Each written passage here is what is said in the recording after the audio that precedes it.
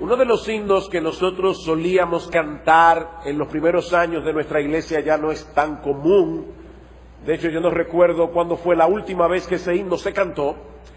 Es un himno que dice: cuando combatido por la adversidad creas ya perdida tu felicidad, mira lo que el cielo para ti guardó, cuenta las riquezas que el Señor te dio.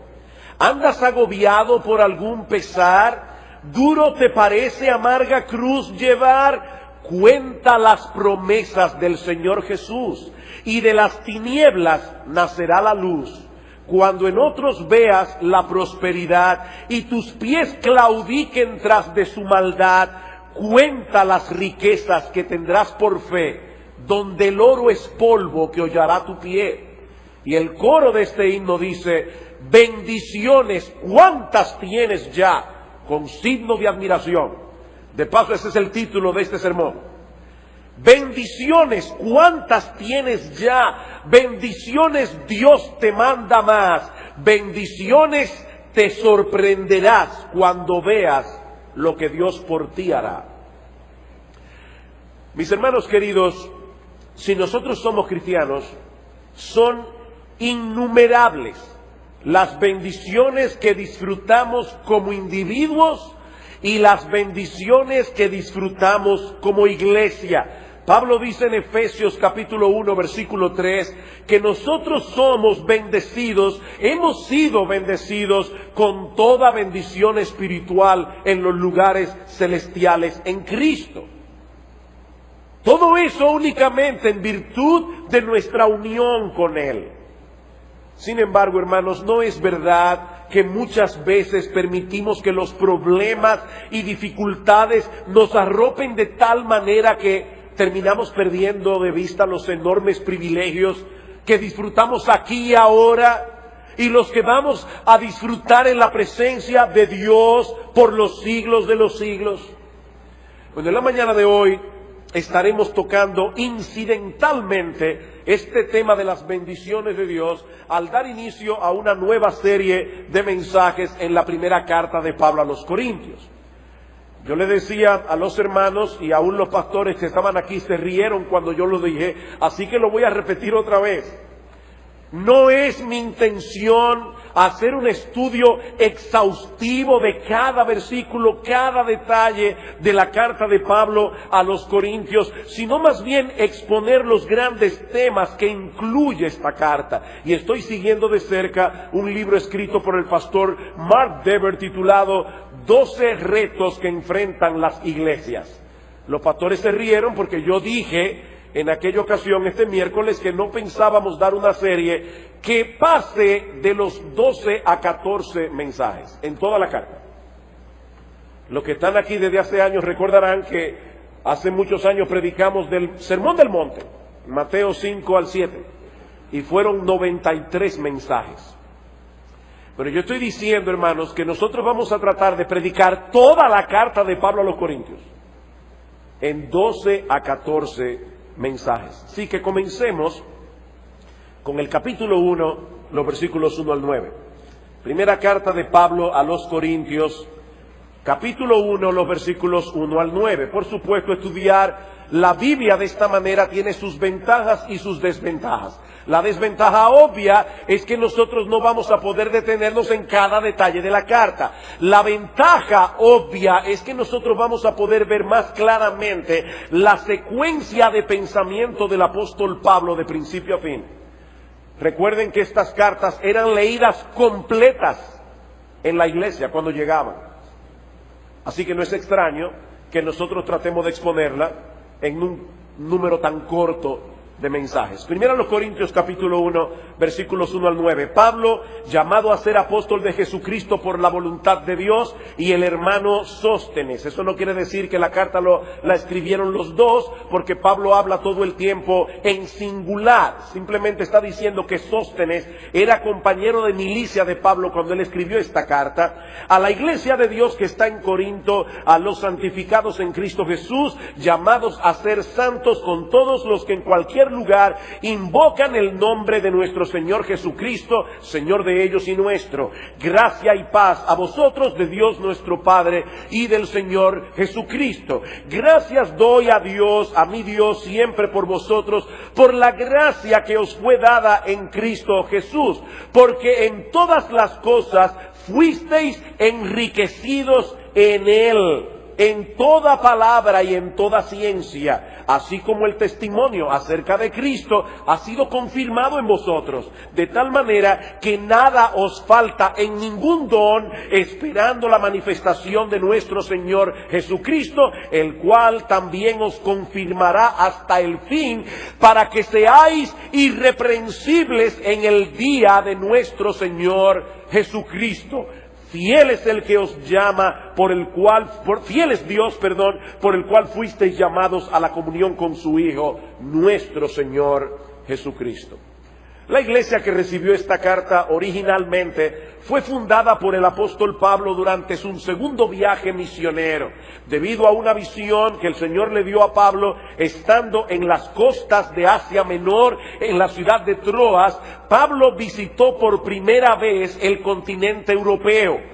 Y luego de una corta visita a la ciudad de Atenas, si ustedes ven un mapa de Europa y de Grecia de manera particular, se van a dar cuenta que Atenas está más o menos en el medio de ese istmo ahí, y Corinto está en la costa. Pablo visitó Atenas, una visita muy corta, y luego visitó la ciudad de Corinto, donde el Señor le dio a Pablo un ministerio sumamente fructífero, a pesar de que Pablo no estaba dedicado a tiempo completo en ese tiempo, sino que tenía que hacer tiendas de campaña para poder sostenerse económicamente.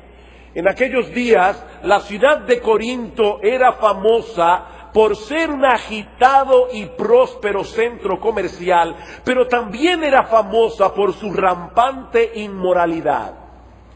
Todas las filosofías, todas las religiones del imperio llegaban al puerto de Corinto, generando una terrible confusión de ideas. En buen dominicano, en Corinto había un sancocho filosófico, un sancocho de religiones.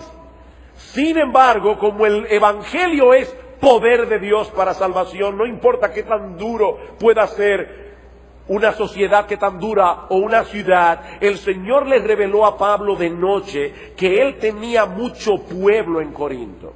Y por esa razón el apóstol Pablo se quedó en la ciudad por año y medio, durante los años 50 y 51 después de Cristo. De ese modo nació la iglesia a la que Pablo envió las dos cartas que tenemos en el Nuevo Testamento. Una congregación llena de vida, pero llena de problemas también.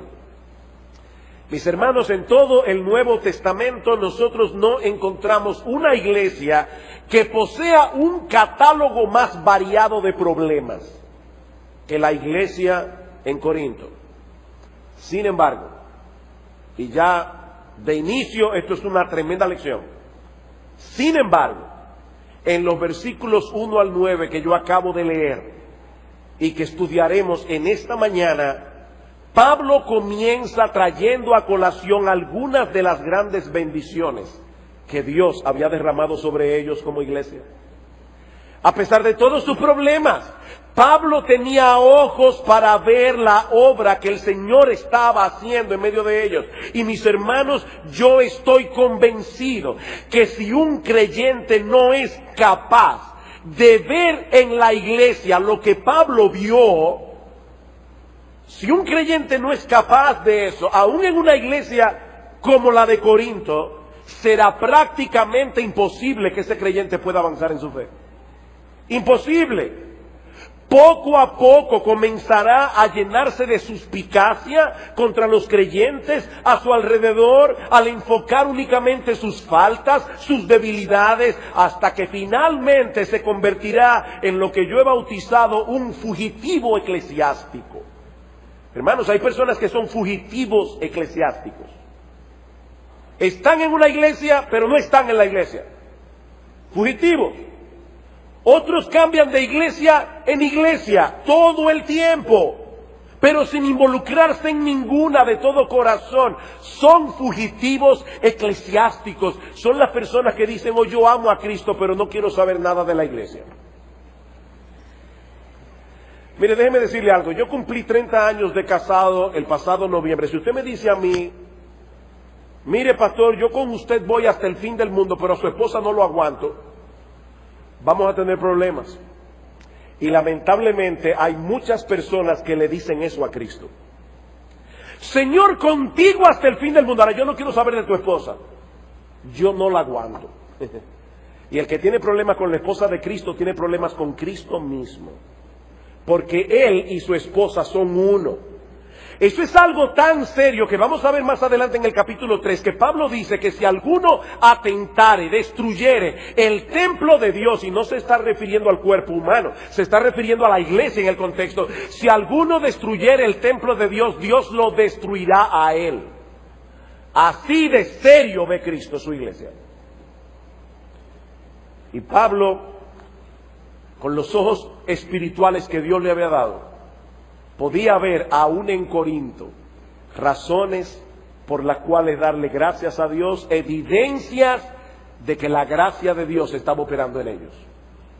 ¿Cuáles son las evidencias que Pablo menciona aquí de la obra de Dios en la iglesia de Corinto? Bueno, la primera es precisamente la existencia de esta carta. La existencia de esta carta. Versículo 1, Pablo, llamado a ser apóstol de Jesucristo por la voluntad de Dios. Mis hermanos, el que escribía esta carta era un apóstol de Jesucristo, y era apóstol de Jesucristo por la voluntad de Dios. ¿Y eso qué significa? Que el apóstol Pablo había sido escogido para ser un representante del Señor. El apóstol Pablo había sido escogido para dar a conocer la voluntad de Cristo revelada a su iglesia. ¿Saben lo que eso significa, hermanos? Que a pesar de todos sus problemas como iglesia en Corinto, el Señor no se había olvidado de ellos. La existencia misma de esta carta era una prueba. En su infinita bondad, en su infinita gracia, el Dios del cielo estaba atento, vigilante a lo que estaba sucediendo en esta iglesia, y había decidido enviarles su palabra para darles a conocer lo que él pensaba al respecto. Miren, mis hermanos, nosotros podemos estar tan acostumbrados a tener en nuestras manos la palabra de Dios, y a que el Señor nos hable cada domingo a través de la predicación, explicación y aplicación de su palabra en medio nuestro. Podemos estar tan acostumbrados a esa bendición que fácilmente perdemos de vista el enorme privilegio que eso implica. Nosotros adoramos a un Dios personal, a un Dios que está atento y que le habla a su pueblo a través de su palabra y a través de la predicación de su palabra. Miren, mis hermanos, mientras la palabra de Dios está siendo fielmente expuesta desde el púlpito, ¿saben lo que está pasando aquí? El Espíritu de Dios se está moviendo en medio de la iglesia. El Espíritu de Cristo está aplicando esa palabra poderosamente en los corazones de cada uno según la necesidad de cada uno. A uno los está consolando, a otros los está reprendiendo, a otros los está animando, a otros los está fortaleciendo en la fe. Todo eso mientras la palabra de Dios está siendo predicada. Eso es una bendición de Dios. La segunda evidencia de la bendita gracia de Dios sobre ellos era su propia existencia como iglesia. Versículo 2, a la iglesia de Dios que está en Corinto. Otra vez, mis hermanos, yo espero que el Señor me dé gracia para poder darnos a todos nuevos ojos para leer con frescura textos que hemos leído cientos de veces. ¿Ustedes escucharon cómo Pablo describió a la iglesia aquí? A la iglesia de Dios que está en Corinto. Pablo había sido el instrumento humano que Dios había usado para la fundación de esta iglesia. Pero mis hermanos, el creador de esta iglesia no era Pablo. El creador de esta iglesia era Dios. Dios los había escogido desde antes de la fundación del mundo, y en su momento ese Dios comenzó a llamar hombres y mujeres al arrepentimiento y providencialmente comenzó a congregarlos a todos en una iglesia local. Esta era la iglesia de Dios. Mis hermanos, piensen en esto por un momento. Dios es el originador y dueño absoluto de la iglesia. Él nos compró con la sangre de su Hijo. Y no nos dejó andando solos por el mundo. Él nos reunió en una de sus iglesias locales, en las que Él manifiesta su presencia especial cada domingo, cuando nos reunimos para adorarle en el nombre de nuestro Señor. Una de las cosas que vimos este miércoles, cuando estábamos dando gracias al Señor por los 34 años de existencia de esta iglesia local, fue la forma tan providencial como esta iglesia comenzó. La forma tan providencial como esta iglesia comenzó. Un pequeñito grupo de jóvenes, 12 lo más, todos con menos de 3 años de convertidos, todos teniendo entre 18 y 24 años de edad. Ese grupito de jóvenes tomó la decisión de comenzar a reunirse como iglesia en una casa de familia. En ese momento no teníamos una idea muy clara de todo lo que implicaba la decisión que estábamos tomando, pero mis hermanos, ahora nosotros podemos mirar hacia atrás. Ahora podemos echar un vistazo a lo que ha sucedido en la historia de nuestra iglesia y podemos ver cómo Dios estaba conformando este cuerpo local de creyentes, cómo Dios nos estaba cuidando aún de nosotros mismos, de nuestra propia inmadurez, de nuestras muchas metidas de pata, para que hoy estemos aquí 34 años después. ¿Saben cómo se llama eso? Misericordia. Eso se llama bendición. Querido hermano, querida hermana, es un enorme privilegio ser parte de una de las iglesias locales del Señor, a pesar de todos los inconvenientes, a pesar de todas las dificultades que vienen incluidas en el paquete de la membresía. Hay algunas iglesias que tienen paquetes de nuevos miembros. O sea, cuando un miembro llega a la iglesia, se hace miembro, se le da un paquete con algunos CDs de mensajes claves de la iglesia, con la confesión de fe, con la constitución de la iglesia. Bueno, yo creo que deberíamos incluir en ese paquete una cosa que dice: vas a tener problemas. Vas a tener problemas. Porque la iglesia está compuesta por personas que no han sido glorificadas. Pero ¿sabes qué? Dios usa esos mismos problemas para hacerte cada vez más semejante a nuestro Señor y Salvador. En la iglesia de Corinto había muchos problemas. Pero Pablo quiere que sus miembros valoren el hecho de haber venido a formar parte de la iglesia de Dios. Pero no solo eso, Pablo les dice también en el versículo 2 que ellos habían sido santificados en Cristo Jesús. En otras palabras, ellos habían sido apartados por Dios por medio de Cristo y declarados perfectamente justos delante de Él. Eso es lo que significa ser cristianos. Estar unidos de tal manera a Cristo por medio de la fe, que por medio de su muerte todos nuestros pecados han sido perdonados en el tribunal de Dios, y su justicia perfecta es la que cuenta ahora para nuestra salvación.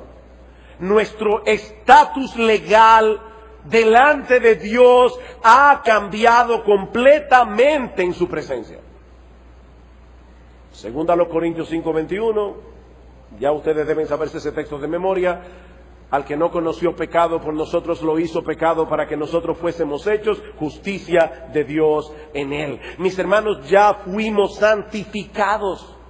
Pero Dios no solamente ha cambiado nuestro estatus legal delante de Él, sino que también está haciendo en nosotros una obra por medio de la cual Él está transformando nuestras vidas para que reflejemos cada vez más su carácter, para que nos parezcamos cada vez más a Él. Esto es a lo que los teólogos llaman santificación progresiva. Noten lo que dice el versículo 2, a la iglesia de Dios que está en Corinto, a los santificados en Cristo Jesús, llamados a ser santos. Llamados a ser santos. Ya fuimos santificados en Cristo, pero al mismo tiempo somos llamados a ser cada vez más santos en nuestra vida práctica. Vamos a comparar esto con el matrimonio. Hermano, ¿qué ocurre cuando un hombre y una mujer se unen en el vínculo sagrado del matrimonio? Bueno, lo que ocurre es que a partir de ese momento, ese hombre y esa mujer vienen a ser uno. Ya son uno. Ahora, en la práctica, ellos van a tener que crecer, ellos van a tener que progresar para que esa unidad sea cada vez más evidente entre ellos. Y para eso hay que trabajar en el matrimonio. La unidad que ya tienen posicionalmente debe crecer prácticamente. Y eso es lo que Pablo está diciendo aquí. Ya ustedes fueron santificados. Ya Dios los libertó de la esclavitud del pecado. Ya vuestro estatus legal ha cambiado delante de Él, pero ahora tienen que vivir en la práctica siendo cada vez más santos, cada vez más parecidos a Dios. Pero todavía hay algo más. Versículo 3. Gracia y paz a vosotros, de Dios nuestro Padre y del Señor Jesucristo. Mis hermanos, no me vean siendo molestosamente insistentes en esto, pero nuevamente estamos tan acostumbrados a leer en las cartas de Pablo estas palabras de salutación, gracia y paz a vosotros, de Dios nuestro Padre y del Señor Jesucristo, que fácilmente podemos perder de vista la enorme bendición que hay encerrada en esta frase. Mis hermanos, lo que Pablo está diciendo aquí es que independientemente de las circunstancias por las que tú puedas estar atravesando en estos momentos de tu vida, por el mero hecho de estar en Cristo, si eres un verdadero cristiano, tú disfrutas del favor de Dios. Tú eres un bendito de Dios. Tú eres un favorecido de Dios. En otras palabras, por el hecho de que Cristo murió por nosotros en la cruz del Calvario, todo el castigo, toda la ira que nosotros merecíamos por nuestros pecados, fue desviada hacia Él. De tal manera, mis hermanos, que lo único que nosotros recibimos de parte de Dios es bendición. Aun cuando nos disciplina, porque Dios disciplina a sus hijos. Pero cuando Dios disciplina a sus hijos, Él no es como nosotros. Yo quisiera, no lo voy a preguntar, hermanos, pero si yo preguntara aquí, ¿cuántos padres de los que están aquí alguna vez han disciplinado a sus hijos con ira? Y no me refiero a una ira santa, me refiero a una ira pecaminosa. Sospecho que muchos levantarían la mano. Pero ¿saben qué, mis hermanos? Cuando Dios disciplina a sus hijos, lo único que hay en su corazón es amor. Dios nos ha bendecido aun cuando somos disciplinados por Él. Mis hermanos, estamos en paz con Dios. Y cada segundo de nuestras vidas, cada segundo, aunque muchas veces no nos damos cuenta de eso, estamos disfrutando de su gracia, estamos disfrutando de su favor inmerecido. Cada segundo. El bien y la misericordia me seguirán todos los días de mi vida, y en la casa de Jehová moraré por largos días. El bien y la misericordia me perseguirán todos los días de mi vida. Mi esposa está leyendo un libro, o leyó un libro hace poco, que se titula 1000 regalos. 1000 gifts, 1000 regalos. Y la autora propone hacer una lista de acciones de gracias. Una lista de acciones de gracias. Mi esposa comenzó a hacer una lista. Y la última vez que me mencionó ya iba por más de 300 acciones de gracias. Nosotros somos un pueblo bendecido por Dios, hermanos. La gracia y la paz de Dios descansan sobre nosotros. Decía el puritano William Gouge: cuando dirijo mis ojos hacia mí, solo veo vacío y debilidad, pero cuando miro hacia Cristo, solo veo plenitud y suficiencia. Plenitud y suficiencia. He ahí, mis hermanos, algunas de las bendiciones que todos los creyentes disfrutamos únicamente por el hecho de estar en Cristo. Bendiciones que ninguna circunstancia de esta vida, por terrible que parezca, pueden opacar. Mi hermano, mi hermana, lo que yo estoy diciendo en esta mañana es que si tú eres cristiano, tú no eres digno de lástima. ¿Tú oíste eso? Yo no sé por lo que tú estás atravesando ahora, pero si tú eres cristiano, tú no eres digno de lástima. Por más difícil que sea tu situación. ¿Sabes cómo Cristo te ve a ti si tú eres creyente? Dice en Mateo capítulo 25 que en el día del juicio el Señor llamará a los suyos y le dirá: venid, benditos de mi Padre, heredad el reino preparado para vosotros desde la fundación del mundo. Eso es lo que somos, amado hermano, los benditos de Dios. Es por eso que Pablo continúa la carta dando gracias por esta iglesia de Corinto, aunque estuviera llena de problemas con lo que él va a tener que tratar más adelante. Dice en el versículo 4: gracias doy a mi Dios siempre por vosotros. Siempre. Uno de los problemas que Pablo iba a tratar en esta carta, lo veremos más adelante, era el hecho de que su autoridad apostólica estaba siendo minada en medio de esta iglesia, de tal manera que algunos veían a Pablo simplemente como el favorito de una facción de la iglesia. Vean el versículo 12 del capítulo 1. Dice: quiero decir que cada uno de vosotros dice: yo soy de Pablo, y yo de Apolos, y yo de Cefas, es decir, de Pedro. Y luego estaban los más espirituales: y yo de Cristo. Probablemente aquellos que eran de Cefas o los que eran de Apolos, cuando oían al apóstol Pablo predicar, no le hacían mucho caso, porque ellos no eran de esa facción en medio de la iglesia. ¿Y saben qué, mis hermanos? Aunque Pablo tuvo que lidiar con ese problema que lo afectaba a él directamente, antes de llegar allí, Pablo se detiene a dar gracias al Señor por estos hermanos. ¿Y cuáles son los motivos de acción de gracias que Pablo veía en esta iglesia? Bueno, lo primero que Pablo resalta en el versículo 4 es lo que él acaba de mencionar en el 3. Ellos son recipientes de la gracia de Dios. Versículo 4: gracias doy a mi Dios siempre por vosotros, por la gracia de Dios que os fue dada en Cristo Jesús. Mi hermano, déjame hacerte una sugerencia. Mira a tu alrededor. Mira a tu alrededor. E identifica a todos aquellos que están sentados al lado tuyo, personas de las cuales tienes razones para pensar que son cristianos, a pesar de sus debilidades, a pesar de esos rasgos de carácter que a ti no te agradan, a pesar de las veces que ese hermano o esa hermana ha sido un obstáculo en tu carrera. Mira a esos hermanos y a esas hermanas, porque cada uno de ellos es recipiente de la gracia de Dios. Cada uno de ellos. ¿Alguna vez te has puesto a pensar que esos hermanos y hermanas de la iglesia que te resultan difíciles de soportar, o de los cuales difieres en algunos asuntos que no son trascendentales para la salvación, son hombres y mujeres favorecidos por Dios por causa de Cristo?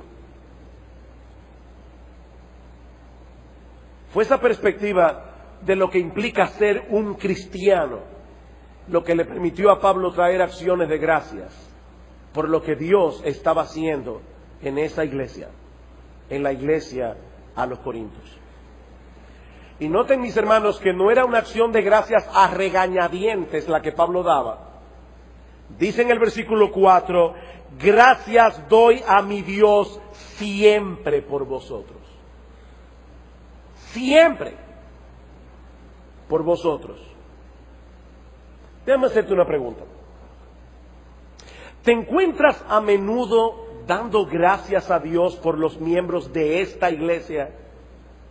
Yo no estoy hablando de una iglesia en China, ni estoy hablando de los pastores que están en otro lugar. Yo estoy hablando de la iglesia que está aquí, con los pastores que están aquí, con los diáconos que están aquí, con los maestros de escuela dominical que están aquí, en la iglesia bíblica del Señor Jesucristo. Mi pregunta es, mi hermano, por favor, examínate a ti mismo. ¿Te encuentras a menudo dando gracias a Dios por los miembros de esta iglesia o te resulta más fácil criticarlos y quejarte de ellos? Mi hermano, ¿qué es más fácil para ti? Mira, mi hermano, yo no sé cuál es tu reacción interna en tu conciencia delante del Señor cuando tú lees un texto como este, pero yo te puedo decir cuál es la mía. Anoche estaba yo pensando delante del Señor porque sabía que iba a predicar este mensaje, que a mí me falta mucho por crecer en esta área de la vida cristiana. Mucho por crecer. Mis hermanos, qué fácil es quejarnos en vez de ser agradecidos. ¿Saben qué? Yo tengo la convicción de que la vida de muchos cristianos sería revolucionada si decidieran hacer el experimento de pasar un mes sin quejarse de ningún miembro de la iglesia. ¿Te atreves? Un mes sin quejarte. Solo dando gracias. Yo creo, mire, es que yo tengo la convicción de que sería revolucionario. Hace unos años tuve que tratar con una pareja de esposos. Y ella me dijo francamente, mire pastor, yo a mi esposo no lo respeto. Ya no es simplemente que no lo amo internamente, mis sentimientos hacia él, es que no lo respeto como hombre. Ella tenía muchas quejas en su corazón. Y yo le puse una tarea. Le dije, mi hermana, yo quiero que esta semana tú hagas una lista de 10 cualidades por las cuales darle gracias a Dios por tu esposo. Y que te dediques esta semana a dar gracias por esas cosas. Esta hermana se me acercó 2 semanas después y me dijo, pastor, la lista ya va por 30. Y mis sentimientos hacia él ha cambiado por completo. ¿Te resulta difícil ser agradecido? Escucha Pablo, versículo 5. Doy gracias siempre por vosotros, porque en todas las cosas fuisteis enriquecidos en él. Y no olviden que esta es la iglesia de Corinto. En todas las cosas fuisteis enriquecidos en él, en toda palabra y en toda ciencia. Obviamente Pablo no se está refiriendo aquí a riquezas materiales, aunque algunos hermanos en Corinto tenían una buena posición económica. Pero Pablo está hablando más bien aquí de esas riquezas espirituales que todos ellos compartían solo por el hecho de estar en Cristo. Pablo dice aquí que estos creyentes de Corinto habían sido enriquecidos en todas las cosas que en verdad tenían valor, y Pablo menciona 2 en particular: en toda palabra y en toda ciencia. Es decir, ellos poseían el mensaje más importante que cualquier ser humano haya podido escuchar jamás, el Evangelio de Cristo. Y Dios les había dado la gracia, el poder, la capacidad de compartir ese mensaje con otros. Déjame decirte algo, mi hermano, mi hermana. Yo no sé cuál es tu grado académico. Yo no sé cuánto conocimiento tú hayas podido acumular, tú hayas podido alcanzar a lo largo de tu vida, en la escuela, en la universidad. Pero si tú eres cristiano, óyeme bien, mi hermano, mi hermana, si tú eres cristiano de verdad, tú conoces algo más importante que cualquier conocimiento que haya podido adquirir el inconverso más inteligente y más estudioso del mundo.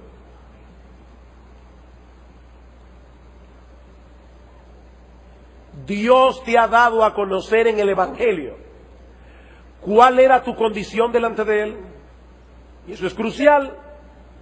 Cómo encontrar en Cristo el perdón de todos tus pecados y el don de la vida eterna. Dios te ha mostrado por su palabra cuál es tu propósito, el propósito de tu existencia en este mundo. Dios te ha mostrado cómo se supone que tú debes vivir aquí y ahora. Dios te ha enseñado qué pasará contigo cuando tengas que partir de este mundo por la puerta de la muerte. Tú sabes todo eso. Solo por el hecho de ser cristiano. Mi hermano, ninguna persona, por inteligente y preparada que sea, que no posea un conocimiento verdadero sobre cada una de estas cosas, ninguna persona que no conozca esto tiene razón alguna para sentirse satisfecho con lo que ha podido conocer a lo largo de toda su vida. Porque cuando llegue la hora de la verdad y cuando se encuentre en una cama agonizando, ni sus libros ni sus títulos le servirán de nada. De nada. Versículo 6, todavía hay algo más. Dice Pablo, así como el testimonio acerca de Cristo ha sido confirmado en vosotros. Otro motivo de acción de gracias, Dios les había dado el privilegio de confirmar la veracidad del Evangelio a través de sus vidas transformadas. Yo sé que todos nosotros quisiéramos ser más maduros, más santos, pero tal vez, mi hermano, tú te puedes identificar con esta frase. Alguien dijo algo como esto: aunque no soy ahora todo lo que quisiera ser, por la gracia de Dios no soy lo que yo era, y por la misma gracia no soy lo que seré. ¿Escuchaste esto? Aunque no soy ahora todo lo que quisiera ser, por la gracia de Dios no soy lo que yo era, y por esa misma gracia no soy lo que seré. Dios está obrando en los creyentes, poco a poco, pacientemente, conformándonos cada vez más a la imagen de su Hijo. Y esa transformación confirma el poder, la veracidad del Evangelio. Versículo 7. De tal manera que nada os falta en ningún don. Dios los ha transformado de tal manera que nada os falta en ningún don. ¿Recuerda lo que dijo en el versículo 5? En todas las cosas fuisteis enriquecidos. Bueno, era de estos dones que Pablo estaba hablando.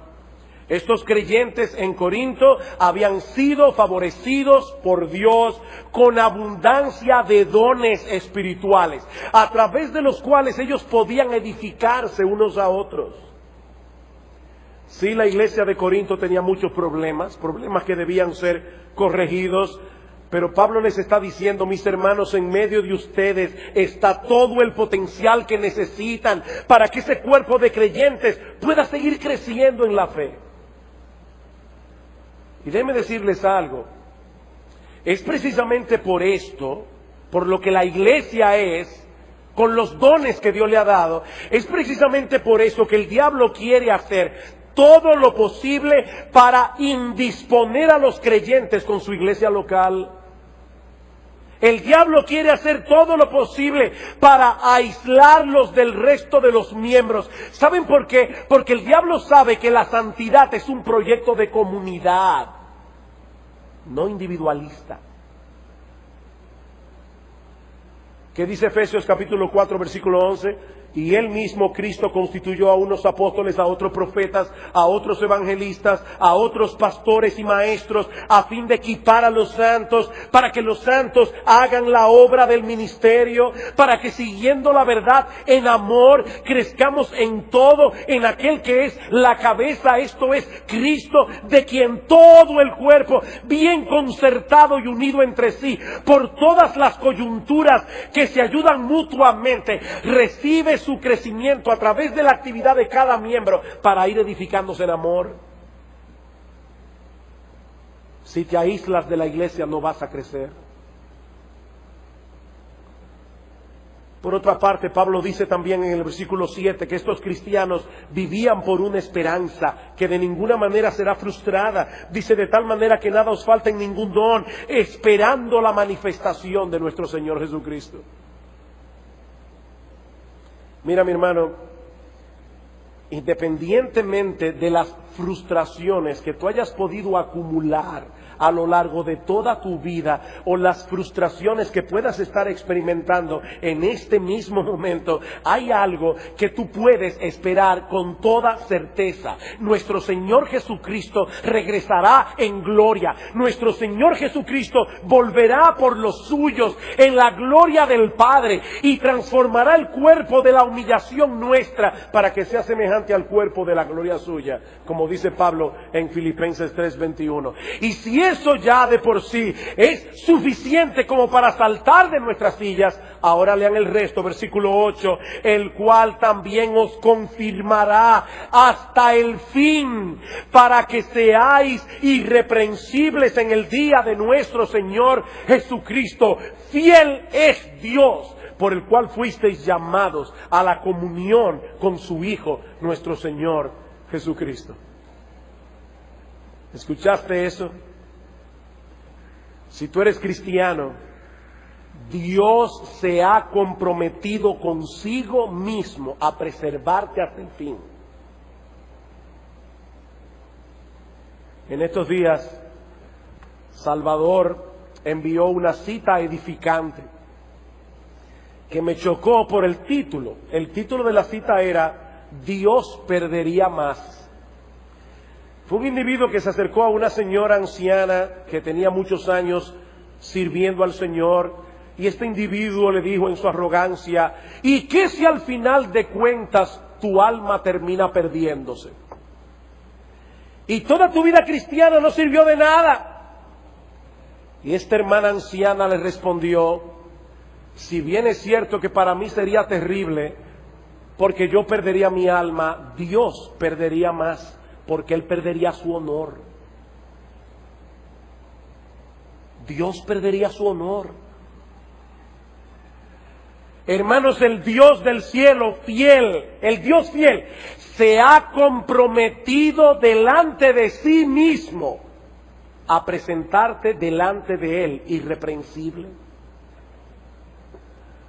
Dios te preservará a lo largo de tu carrera.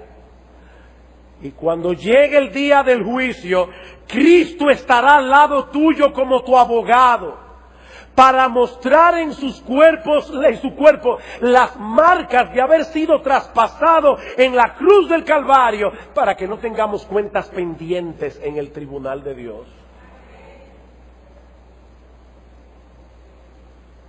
Fiel es Dios, y Él nos unió con Cristo con un vínculo indisoluble.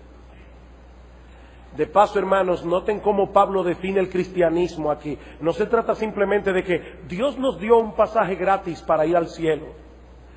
No, fiel es Dios por el cual fuisteis llamados a la comunión con su Hijo.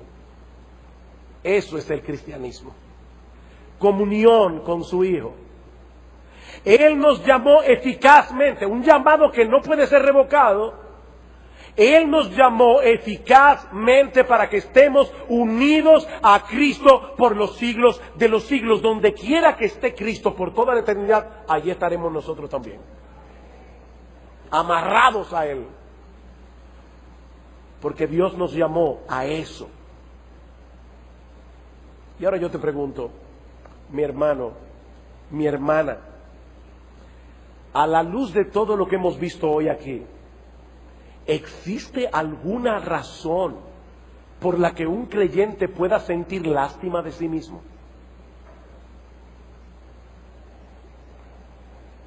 Mira, yo no sé cuáles son las circunstancias de tu vida en este momento, pero si tú eres cristiano, tú eres uno de los benditos de Dios. Venid benditos de mi Padre. Es el Dios del cielo, el todopoderoso, el inmutable, el santo, el justo, el omnisciente, el que te ha bendecido con toda bendición espiritual. Dios te ha bendecido. Y no en virtud de lo que eres, no en virtud de lo que eres, o de lo que puedas llegar a ser. No, es solo por Cristo. Solo por Cristo. Mis hermanos, yo no sé si ustedes pudieron captar en este pasaje lo cristocéntrico del texto. Cristo es mencionado en este pasaje en cada versículo. En cada versículo es Cristo, es Cristo, es Cristo, es Cristo, solo Cristo. A veces nosotros estamos hablando de ciertas cosas que nos han pasado en nuestras vidas o de personas que nosotros hemos conocido y decimos, wow, eso fue inolvidable. Inolvidable. Bueno, hermano, he aquí algunas cosas que deberían ser inolvidables. He aquí algunas cosas que nunca deberías olvidar. Dios te ha bendecido en Cristo. Y eso, mi hermano, es algo que ninguna aflicción, por dura que sea, puede borrar. No olvides eso, mi hermano, mi hermana, porque si lo haces, te colocarás en una posición muy vulnerable frente al enemigo de tu alma. La apostasía comienza con la ingratitud. ¿Oíste eso, mi hermano? La apostasía, el alejarte de Dios, comienza con la ingratitud. La ingratitud es el alma más poderosa que usa el diablo para llevarnos al fango otra vez.